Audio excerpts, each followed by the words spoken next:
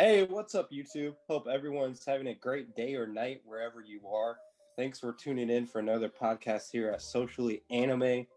I'm Onix. With me is Goke and Kuma. Check out last week's podcast if you haven't already. Link will be below in the description. Smash the like, share, subscribe button for us. That's a great way to support us. Also, tell us your opinions in the comments below.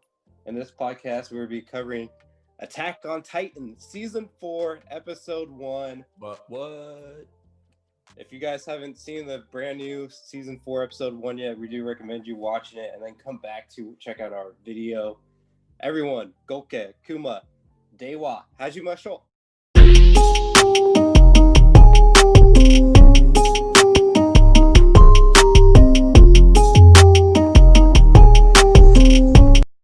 Right. Thank you, my man Onix. I appreciate it. And like he said, it has finally arrived. Attack on Titan Season 4, Episode 1, technically Episode 60, depending on how you want to look at it. The title of which is The Other Side of the Sea. This is a wonderful intro into where we're going. The end of Season 3, we have all of our favorite characters that are fixated upon a beach, something they've never seen, the ocean, the sea, nothing they've ever seen before.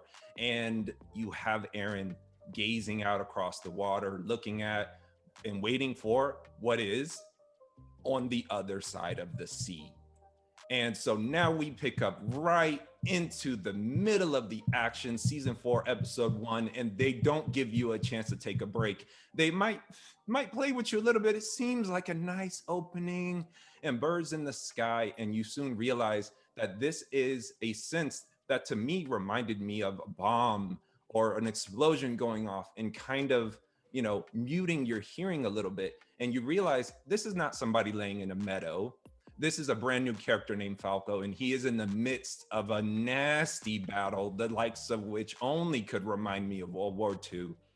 So Falco is dazed and confused and in the midst of fire, gunfire, machine gun fire, explosions going off.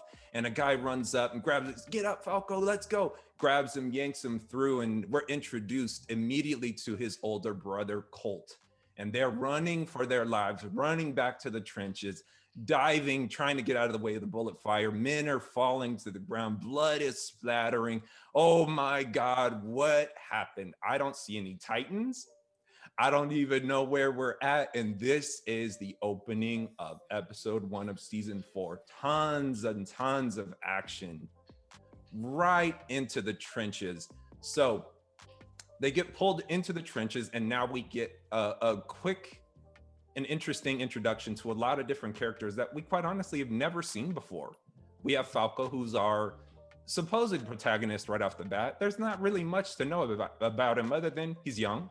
He's in a battle, and he's got an older brother named Colt. Colt is older, blonde hair, and then there's also 3 other individuals that are there around them in the immediate vicinity. We have Zofia, we have Udo, and we have Gabby. You very quickly find out that these are 4 members of, I would say, an elite group, and they follow Commander Magath, trying to figure out why are these people special. Goke, did you catch on? I mean, you can't miss it right off the bat. Falco, Zofia, Udo, Gabby, why are they special? What differentiates them from these other soldiers in the trenches? All right, so first off, all 4 of them, along with the older brother, are Eldians, and they're a part of the Eldian squad. We see that right off the bat when the commander goes in there and he straight up's like, the Eldians, and he just starts talking to them like super down. But to answer your question, Kuma, all 4 of the kids are candidates to become the Armor Titan. My favorite Titan, by the way. And one more thing, Falco at the beginning of the scene when he's laying down looking in the sky at the bird, let's relate that back to the end of Season 3 of the bird that Eren is looking at in the sky. Is it the same bird? Oh, snap. But yeah, yeah, I like how they connected that. I like how the artists and everybody connected that. And I'm also loving this new art. Mappa, thank you. The fluidity of the art is amazing. Digging it. But back to the question that you asked. Yes, all 4 of these kids are candidates 4, the Armored Titan, my favorite. Okay, you just put a hole in my brain on that one with the bird thing. I liked it, man. Thank you for that. Yes, and great for mentioning that these are the Eldians, and Commander Magath is treating them in a negative way, and that is definitely shown hardcore through this part. There's a background story that's given. This war has been going on for 4 years. They're attacking a fort called Fort Slava. And there's a battle between the Marlians and the Mid-East Alliance or Allied forces. They are talking about, they finally, after 4 years, have gotten control of the seas. So their fleet is dominating. And now the Mid-East Allied forces have their fleet docked in their bay, in their port. And it's right on the other side of this Fort Slava. So Commander Magath is treating the Eldians like pretty much dirt and saying like, we have to attack this fort, take it down so that we can destroy the fleet. So this is something that's really, really necessary. So you get a sense of the urgency that's going on. We need this victory for the country of Marley. So there's a little bit of a conversation that's going on where these potential candidates to become the Armored Titan are giving us little hints about the island of Paradis. All 4 of them really kind of allude to, well, who is going to be the successor of the Armored Titan? It's not decided yet. Is it going to be Falco? Is it going to be Gabby? Is it going to be Udo or Zofia? Any of these people could. And so you find out quickly that this is somewhat of a test for these young Eldians that could potentially inherit the Armored Titan, and just further increasing the risk and, the danger that's involved. I mean, this is already a full-on war and battle. People have been dying all over the place. And so with that intro, with a lot of the background that we need on this introductory episode going in, we now switch over into a brand new opening theme. Onix, I gotta ask, man, this new theme, what did you get from it? Not feeling it, man. You're not feeling it? Yeah, not feeling it, man. I didn't like it, dude. You didn't like it? Why not? Why didn't you like it? I didn't think it got me hyped, man. Like, this is a brand new season, the last season, one of the most anticipated anime to come out this year. Everyone's been waiting for this. And the intro, it didn't deliver for me, man. It wasn't hype. It didn't sound good to me. I just thought it was kind of like, whatever, man. Like, it didn't get me going, man. Like, I also think Attack on Titan, the one thing that they did poorly, I think their intros have gotten worse throughout the seasons.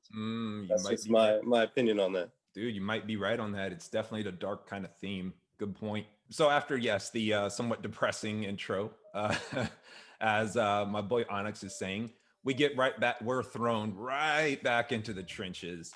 We start, they mention a lot of characters, and I'm not going to lie, I don't know who a lot of these characters are. Maybe they're future characters, or maybe they're just throw-offs. There's a guy named Jaw, Cart, Peak. I don't know who these characters are. They're not important, I guess, yet, but they're talking about basically their plan. They have to take out this Fort Slava.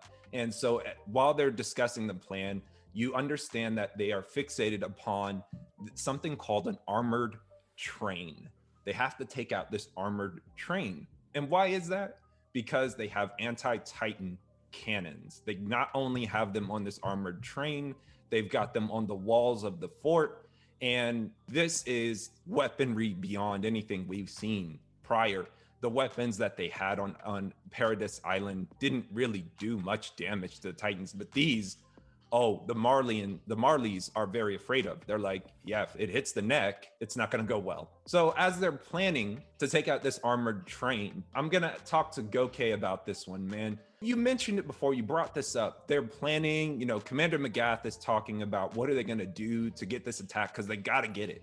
They got to get it. They got to sink this fleet that's in the port and everything like that. His plan involves 800 Eldians, things like a suicide squad, and so on. And so, what did you think about that? This is a Marleyan army, by the way, but the Eldians are going to go and run into this attack. What did you think? Well, they're all from the country the country is named Marley, so they're inherently going to be in a Marleyan army. But yeah, there's two different types of people within the Marley country, the Marleyan society, the Marleyans and the Eldians. It was disgusting.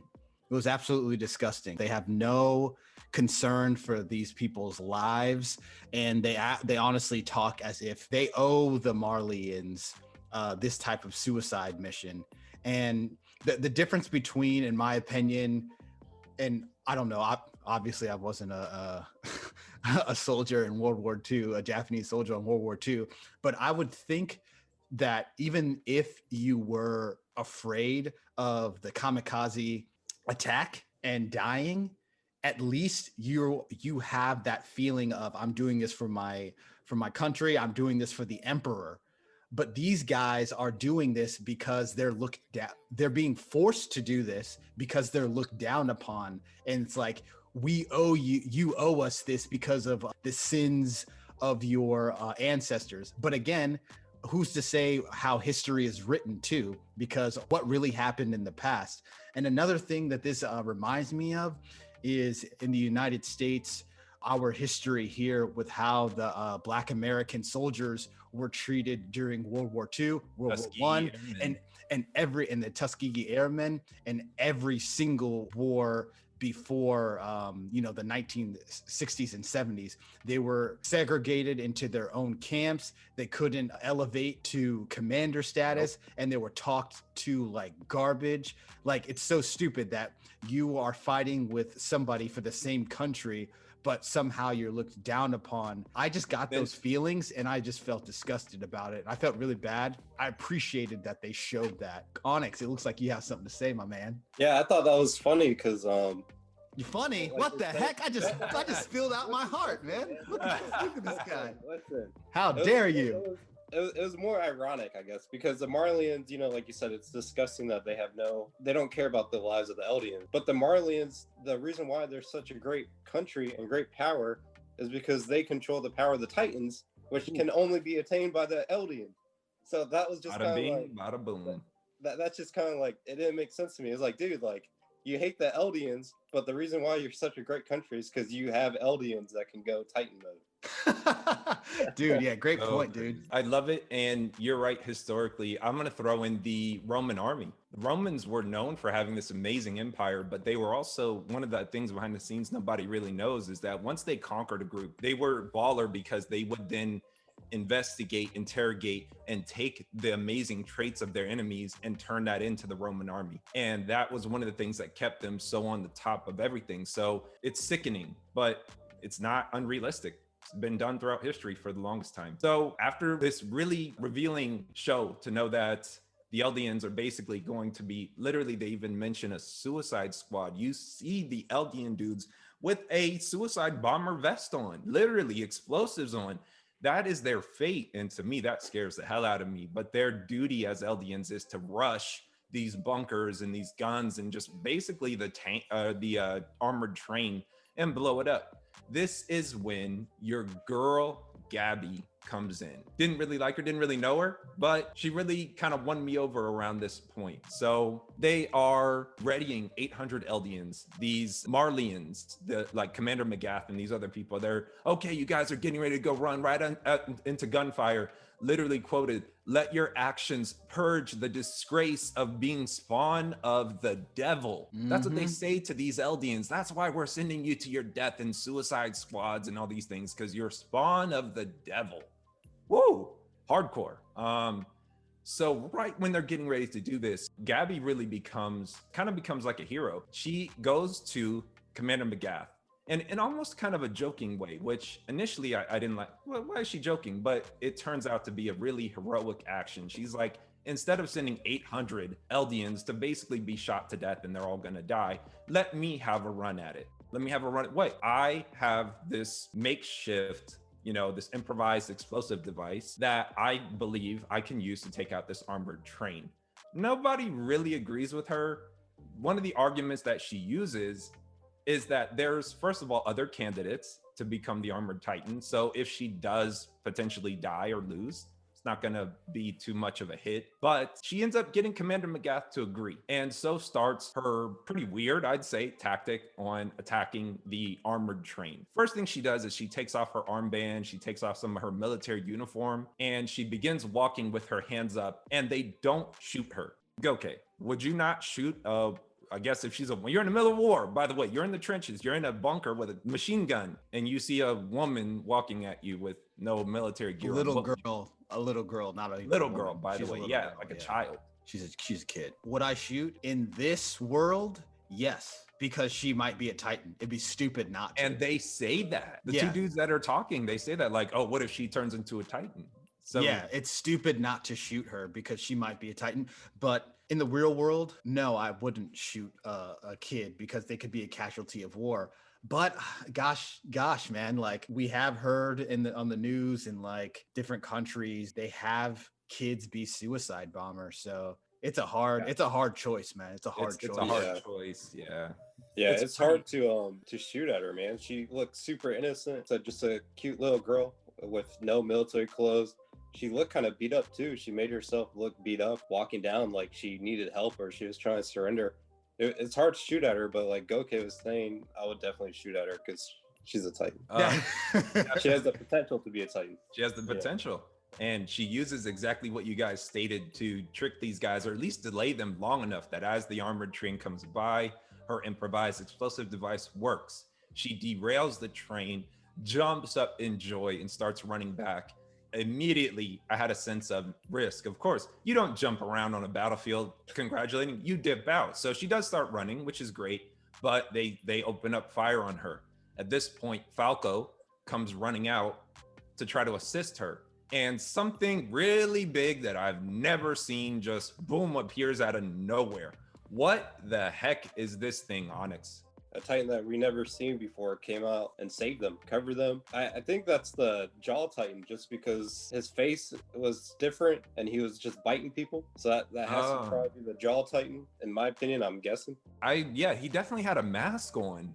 There's like a mask, look, silver protecting mask his face. thing. Yeah, I'll be really interested. I don't know the name of that one yet, but they mentioned that, I guess, if you want to say the driver of that Titan is some guy named Galliard. I don't know who this character is, but okay, so that might be a potential character going forward that we might need to know about. Galliard, he comes in, he saves the day, protecting her, and now the floodgates have opened. They took out what they needed to in the armored train. They've been planning it for the initial part of the episode, and Gabby herself takes it out, very successful, and now the true battle begins. They've taken out some of the harder defenses, and now they can start to rush in. She also heroically saved 800 Eldian lives, which is amazing. Very, very great part. So now the plan is for the airstrike to begin.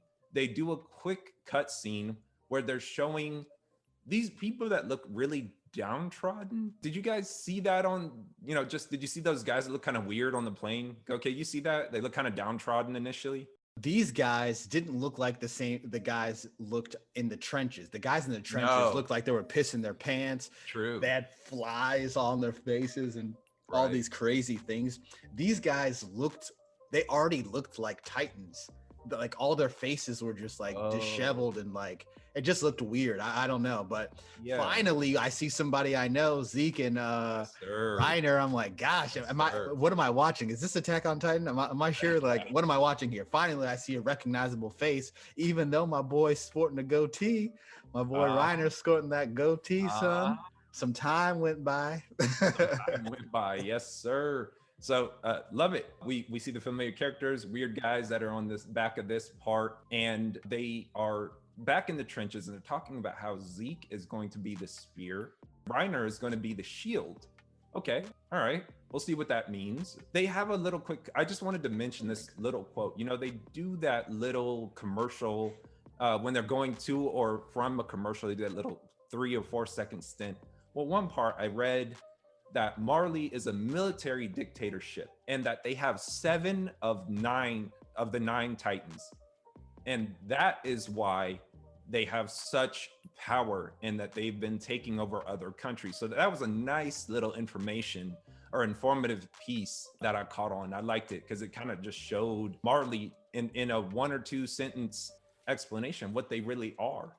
And that was very interesting to me. So we go back to the battle Kuma, scene, right? I want to talk about that just for a quick second since you just brought it up, dude. So first of all, if you, anybody who's listening, if you're not pausing and reading those bits of information, you need to, because all those bits of information really gives you a big eye opener on what's going on in the episode and just like the lore of Attack on Titan. Not only what Kuma just said happened in the commercial break, but it also was saying that Marley is like a super superior military force. Right. As far as their army, their navy, airborne forces, and they trample on their enemies. So this further makes me not like not the country Marley, but more in particular the Marleyans, because these guys are just going around, essentially going around the world, causing war, conquering other people. Like they're not these Marleyans pointing their finger at the Eldians as if they're the demons and they're the monsters. They're the ones who are going all over the world and starting these wars. That's why they're in the Mid East fighting these guys. So that's just another thing that I thought was really interesting. Like the Marleyans suck. the pot calling the kettle black. Yes, sir. So, Onix, I want to talk to you about this because I have a question, man. The next part, when they jump back in, there's another Titan, but I want to know, is this one of the Supreme? Is this one of the 7 or 9? So the one that's on all fours, right, dude? And he also has a mask, but his is black. And he's got turrets and stuff on the back. Is that one of the Supreme ones? Or is this just that other Titan? You know which one I'm talking about? I think that was a Cart Titan. Yeah, that's It's the Cart just like- Titan. Oh, that's Yeah, that. it's So that just- same it's like one that from super- the one that ran in and was in The safety- Season 3, yeah. Yeah, it ran in, saved yeah. Zeke from God mode. Levy hashtag. So they God mode. just attached. Okay. Because remember, it has no physical offensive game. It's just super fast and it just runs. So they probably attached some weaponry to give it some defenses. Okay. Oh yeah. I thought that could have yeah. been one of the 7, but that makes sense. And you know, I don't know, man. I don't think so. You don't think it's one of the 7, right? Or one of the 9? It is one Yeah, of the I think 9. it is. It is one of Yeah, the. it's- Oh. there are 9. So Kuma, the 9 primary Titans that they're talking about are the Yeah. people like Aaron and Ymir, those types of people who can transform in and out of Titan mode. Those are the Yes. 9. Those are like the 9 Titans that they're talking about, not the So then who mindless the heck is the ones. Cart Titan? The guy with It's all one of the those. guns. The Cart Titan's the guy with all the guns on him because Yeah, no, we I know don't know that, who but I'm that saying user who's is. driving that one then? Yeah, we don't know. We don't know. Yeah, Oh, we don't yeah, know. that's Okay, why, okay. Like, yeah, if you guys check out our last podcast we did on Attack on Titan recap season 1 through 3, the ending of my prediction, it was, I want to know who this Cart Titan is because I think it's someone that's actually with Aaron in them. There's another spy, another person inside that wall. I thought that was with him. That could have been the Cart Titan. I have so many issues with like going in and out of the wall right now. How were Zeke and Reiner able to leave Right. the island and go to the other place freely back and forth? Like I'm so confused with this episode 1, man. But yeah, let's keep it going. There's obviously a teleportation Titan. You didn't know that? Oh Everybody. yeah, man. My Well, bad. I it's didn't. basically Yeah, my called the bad. Cart Titan. Everybody. The Cart Titan. So, all right, we're right back in the trenches. Now the forces are charging the fort because armored train has been taken out. So they're charging now. There's big, heavy battle going on. But we have our young candidates that could be the armored Titan that are still in the trenches. And they're still talking with the Marleyan commanders who are obviously not fighting. There's one guy that's in there and it pisses me off because he's saying like, he's getting bandaged and he's like, ow, that hurts. He's like, damn, that hurts. And he's like, why did a Marleyan like me get shot at? I'm like, what? Okay, that was really frustrating. And then he says later, you Eldians are supposed to soak up the bullets. That just is just expanding on what Goke talked about earlier. They're just showing this disparity between the Marleyans and how they use and look at the Eldians. You're supposed to soak up the bullets. That's just sickening to me. So following up with that, Falco is following the rules of war. He actually takes an enemy soldier and he's trying to provide him first aid. And he actually is trying to have, I believe, Udo translate what the guy is saying because he can't speak the same language. The guy is basically saying, don't touch me. You're a demon. So they're really emphasizing even more how the Eldians are looked at, not even just by the Marleyans, but maybe the whole world. How are they depicted? And are they really demons or are they just being treated by their stereotypes? Very, very interesting breakdown there as this goes forward. I thought Falco was just taking the dude's clothes off to like get into that uniform to potentially sneak in on the other side. That's what I initially thought with that, but yeah, he was just trying completely, unclothe him to banish him up. There ain't no sneaking at this part, sir. This is all Yeah. rap, Yeah, right. battle, Well, it could have been for future. Yeah, good point. So begins the kinetic bombardment. This to me was extremely interesting. So these guys that are in the back basically look like body bags. They're getting dropped out of the back of the plane. They're parachuting down on top of Fort Slava. At this point, Zeke, he shouts, turning all of them into Titans, thereby basically bombing the Fort Slava and unleashing Titans on them. My God. Goke, help me out on this. All What right. the heck? So there's so many layers to this. So first off, we learn another power that the Beast Titan has. So that's one thing. Second, it's just so all right. So I'm not going to talk about how messed up it is, Eldians being treated this way. We've established that. Right. The chaos that they're causing in there it's such a smart Titan move, bomb, man. Titan bombs, dude. These guys are in there eating all these enemies. Dude, it's crazy. It's dope, man. Like, it's such a smart way to have a war if you have the power of Titans. This is something that the people within the walls could never wrap their head around. Nah. It's just a whole different world. The other side of the sea, the other side of the ocean. It ain't pretty. Title reference. Yeah, I thought that was insane, dude. Dropping Titans like that. And all the devastation that they caused was only due to half of the Titans that they dropped. Because you gotta remember the other half that they dropped died on impact. So like, that was insane, man. Dude, and one more thing. During this scene with all these Titans that are eating all the all the Mid-East allies, that freaking moron, not Commander Magath, but the other guy, he's looking at them and he's just like, oh, they're devils. They're truly devils. This is what happened to my ancestors. I'm like, dude, the only reason why you're alive, the only reason why your country is as strong as it is because of these quote unquote devils. Man, I can't wait till this guy gets murked. Such a great point. So yes, Titans are attacking. They're wreaking havoc, and dun dun dun dun, your boy Reiner jumps into the scene, and bada bing, bada boom, we have the armored Titan on the scene. Oh snap! My man, my favorite Titan. Wait, your favorite Titan too? Onix, isn't he your favorite? No, Onix. All right, let's recap for anyone who didn't see the recap of our recap of the podcast. Onix's favorite Titan was the Beast Titan. Same with Kuma. Kuma's favorite Titan was the Beast Titan too. And if you want to say it wasn't, we got it on the podcast last episode. So don't even try it. Don't even try it. Don't even try it. I hate to admit that after I saw this episode, I honestly thought about switching my choice to the Armor Titan. But no, I'm going to stick to my Beast Titan, my original OG pick, because you know what? The Beast Titan can talk and communicate and listen, and the Armor Titan can't do that. The Armor Titan doesn't need to talk, and he can listen. Get out of town, man. That beast. Anyway, continue, Kuma.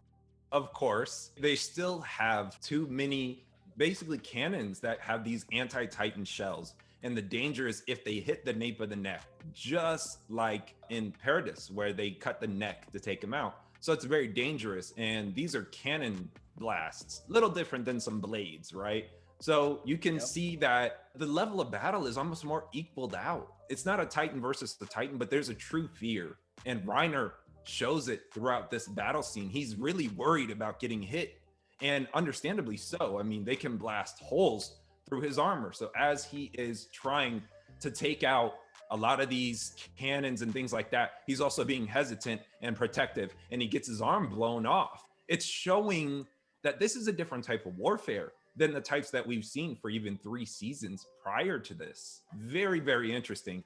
You also see the appearance of a second armored train. and they're like, oh crap, they have a second one? We didn't even know. So the risk involved is still pretty high, even though this is the armored Titan. Nothing could really contend with the armored Titan back on Paradise Island, but here they're blowing his arm off. He has to be more cautious. It's just showing that maybe technology is catching up to these Titans. So at this point, we finally have our final Titan being introduced in here. You have your boy Zeke, our familiar character, and we see him. He's the last to jump.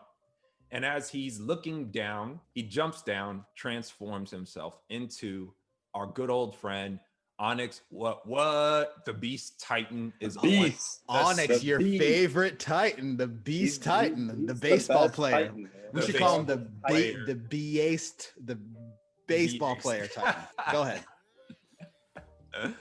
Yes, sir. So the Beast Titan is now on the scene. The best Titan. Dude, you can't get in the face of greatness.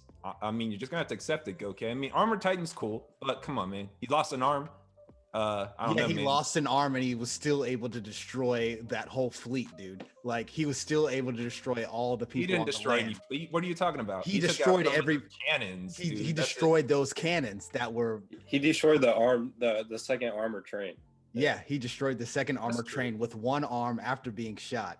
Dude, he is the true master. But go ahead on the Beast Titan, the baseball player. Go ahead on the baseball who he is, player. man. No, listen, that's who he is. He's the shield, bro. He has to protect the commander, the brains, the strongest guy, Zeke. Yeah, so Zeke jumps down after he gets the signal, and he picks up his rocks. He tries to throw the 100-mile-an-hour fastball.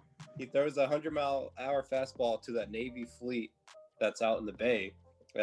He destroys the fleet, but in the process, to his surprise, the fleet launches a counterattack. Okay. And he's about to be done for. But okay. Goke's boy, the shield, Armor Titan rushes in front of the Beast Titan, saves him, takes a blow. But that's what he's supposed to do, man. He's Pokemon's shield, and Zeke is Pokemon sword, man. Dude, all right. So, okay, here's the thing. I will give the Beast, we're talking about the Beast Titan right now. I will give the Beast Titan some credit. First of all, that's a dope new power that he has to turn Eldians into Titan, like mindless Titans, which is super dangerous. Ugh. But the fact that he didn't just throw rocks, he actually threw actual bombs. He didn't throw just rocks. So I'm giving him a little bit more credit now. He just ain't throwing rocks this time. He's a sword, man. He's Pokemon sword, and Armored Titan's Pokemon shield right now. This guy. Nice. I want to rewind just a little bit because I want to point out this quote he says when he gets down. So he looks at Reiner in the Armored Titan shell and he says to him, he goes, "Isn't war a terrible thing?" Interesting statement from Zeke. To me, and then he goes on, as Onix says, he destroys the fleet. So, I mean, he's participating, he's in it, but he's kind of showing that, is he really in it? Is he really in it? If he's saying, "Isn't war a terrible thing?" It's like, why are we doing this? Are we supposed to be here? To me, that was pretty deep as well. It might give some insights into Zeke. Maybe has a different mindset, is thinking other things. Going back off what you're saying, Kuma, like Reiner did tell Aaron back in season 3, like, hey, if you join us, team up with me, and let's go with Zeke, like you could end this war and this destruction. And we all thought, it was that war, on Paris Island, but it could have been the war going on in Marley. And, Aaron, eventually said, nah, I'm staying put, can't join y'all. Nah, man, I gotta stay with Mikasa and my boy.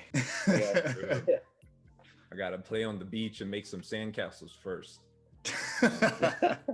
So basically, when the Beast Titan throws the first barrage, there's a barrage from the fleet that comes back. My question to you two gentlemen, is the Armored Titan dead? No, he's not dead. No, he's not dead. What do you think? No, he just took the blow. He just took the bullet? He has a shield, man. He's the Armored Titan.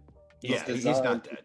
I'm gonna say I think he died. I'm just gonna throw it out there. Why? Because they've been introducing us to 4 new candidates for the Armored Titan the entire episode. For the end game. We're not at the end game yet. All right, so what you're saying right now, if he had died, the 4 candidates' reaction, as well as Commander Magath's reaction, would have been defeated and devastated because they've lost it. they've lost it. They've lost another Titan. They've lost another one of their big hitters that makes them such a powerful military force. And also, those kids would have been crying too, and they'd be really, really angry because they've dedicated the last 3 or 4 years of their lives being trained, being in this special group of Eldians to be candidates. So and Gabby wants it. And Gabby Gabby wants it hard. If Reiner had died there, we would have seen a big reaction. But because we didn't, he ain't dead. And come on, and Gabby wants that hard, man. Yeah, he's way too big of a character. Say again, sorry. No, Gabby wants the Armored Titan hard. She really wants that. Yeah. So yeah, I don't think they died at all. He didn't die. He's way too big of a character just to die like that. You guys cannot convince me. I'm not going to your side. I'm gonna go and say then, okay, maybe he didn't die, but he's severely injured, and Gabby is gonna take over, or maybe Falco, but probably Gabby. But then he's gonna go Titan mode, eat him, and take over. I think so, because why are you hammering Armored Titan candidates into my brain the whole time?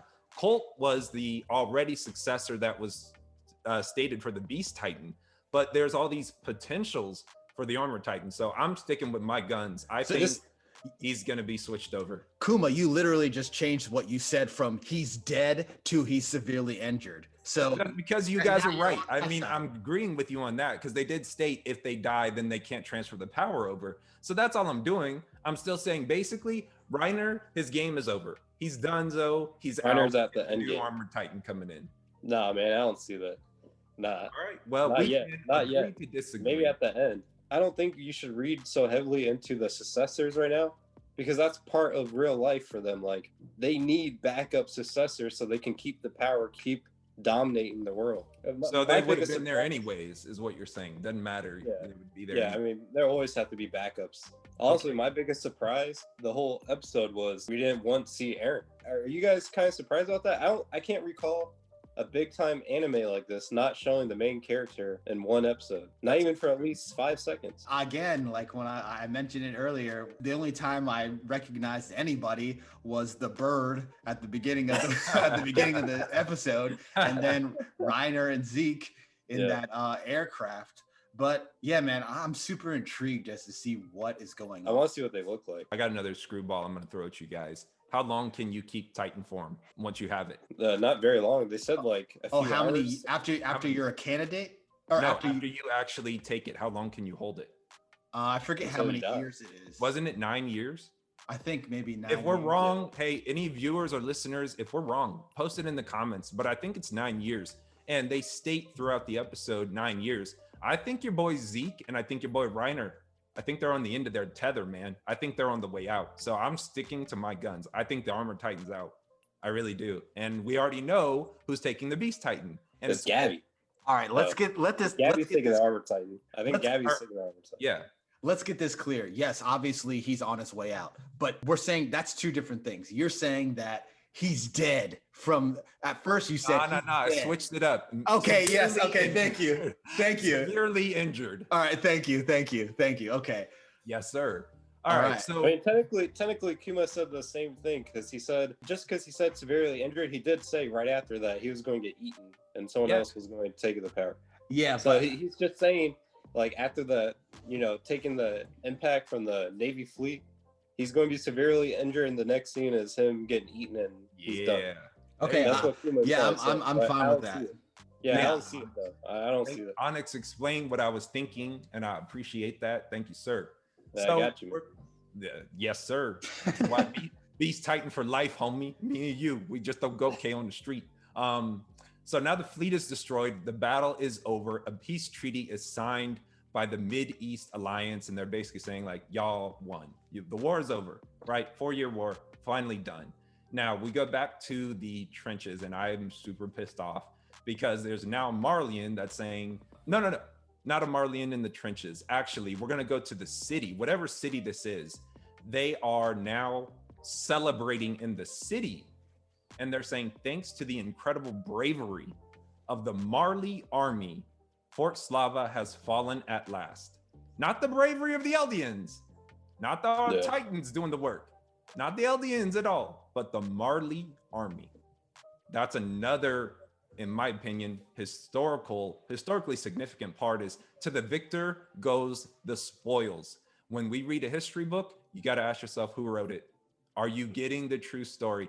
If the victor wrote the story, are they going to really include everything in there? So they're not alluding to the Armored Titan, the Beast Titan, Zeke, Reiner, the Eldians, any of the work that they did, taking out the armored train, any of that stuff. So it's really interesting to me. But in this final scene of this whole episode, I feel like they're wiping the slate clean. They're wiping all the facts of the battle out and just saying Marley won the battle. But we're not going to mention all of the Gabby making the sacrifice to take out the armored train, you know, parachuting down these the Titan bombs, like you guys referenced, you know, the armored Titan and the Beast Titan. And all. No, the civilians are kind of getting their brainwashed on it. So, yes. Can I relate this, what we do at Socially Anime, which is relate this to real life stuff? Propaganda.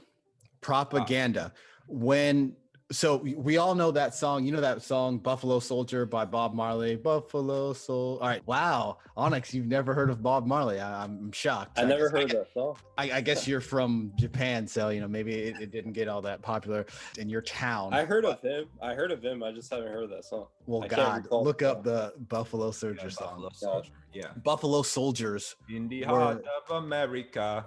Yes. Buffalo Soldiers were Black American soldiers in the United States. They're actually real. They were real people. They served in the 9th Cavalry Regiment, 10th, 24th, and 25th in plenty of wars between 1866 and 1951.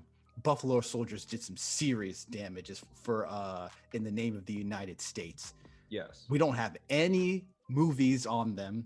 They're not regarded in any type of way. I mean, just tell me, let me know in the comments below all the movies about the Buffalo Soldiers and all the dope things that they did. They fought in the Indian War, the Indian Wars and Native Americans. They fought against Native Americans for the United States.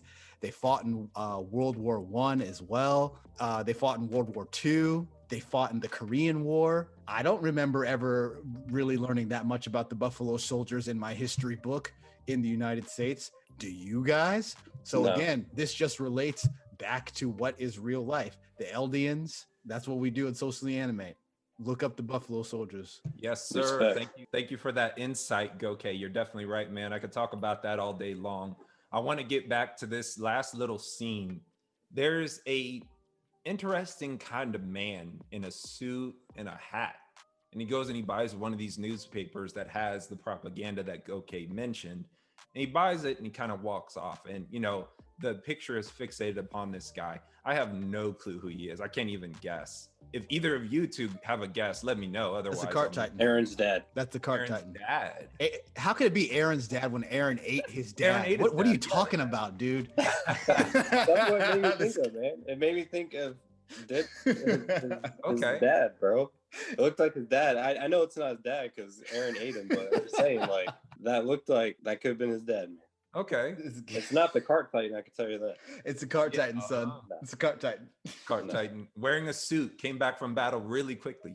No, because he wasn't even celebrating. Like, he was kind of depressed about it. Like I don't think it was any of the Titans. I think it's someone in Marley who's an Eldian who knows what's going on and has maybe a secret plan. Dude, who the heck knows? We're not familiar with anybody in this episode except the Bird, Reiner, and Zeke. The Bird. It's just some, like, I have no idea who this dude is. Dude, look, to my credit though, he was wearing stuff that Mr. Yeager was wearing. Dude, please. It's his best friend, bro. Basically Aaron's dad, stepdad. Onix is insane. God dad. You know what? I'm gonna give him credit because any guess is better than no guess. How about that? Because I don't even know. I have zero guesses. Kuma, who's your guess? Kuma, who's your guess? Dude, I can't answer that. I have no clue. I don't even know. It's Levi's actual father. Oh, snap. Watch him be right. So after that, we now come to the ending theme. Onix, I know you didn't like the opening theme, but maybe you like the ending theme? The ending theme was better than the intro, in my opinion. I agree. I still didn't really see it fit. Both the intro and ending as of now, I didn't really think it really fit with the whole series. You're talking about seasons 1, 2, 3. You're talking about the whole thing. Yeah, yeah. I just don't think it fits with the whole series. I would agree with that, man. I think it's I mean, doing Goke, what do you think, man? I thought that the animation was beautiful for the ending scene. It looked like, for me, it looked like a metaphorical passing of Titan power to Titan power. Yeah, I mean, that's what it looked like to me. the visuals was great, but I'm talking about like the soundtrack, the yeah, the soundtrack was lacking or whatever. One thing I'll say about the ending as well is something that I really hope they don't do. So I want to talk about the candidates for the Armor Titan. So we see at the end scene, Falco is the main kid in this ending. To me, he doesn't deserve to be the successor to the Armor Titan. Gabby does. Gabby did so much work. She's super smart. She put so much work in to saving 800 Eldians from being suicide bombed. She deserves it. And they better not do, dude, I'm going to be so pissed if they make Falco the successor and not her. Just like they're making Eren kind of, I don't know, Eren's the main character or whatever, but his servant girl pretty much is Mikasa. And I don't want Gabby to be that to him. That's what honestly, the fact that you just said it kind of ended with that ending scene with Falco shelling. Yeah, maybe Reiner did die in that Navy fleet counterattack. I'm gone. I'm signing out.